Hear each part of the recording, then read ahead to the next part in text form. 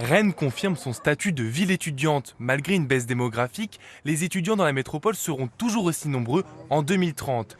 Une dynamique portée par les établissements privés.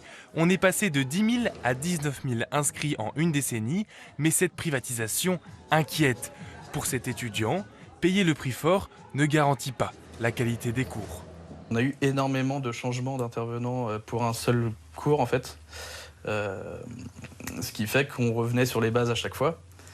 Ce qui fait qu'on a perdu énormément d'heures de cours parce que les intervenants ne savaient pas ce qu'on avait fait avant. Il n'y avait aucun suivi en fait. Au final, on n'a pas eu les cours dont on avait besoin, même si sur le papier, les heures sont là en fait.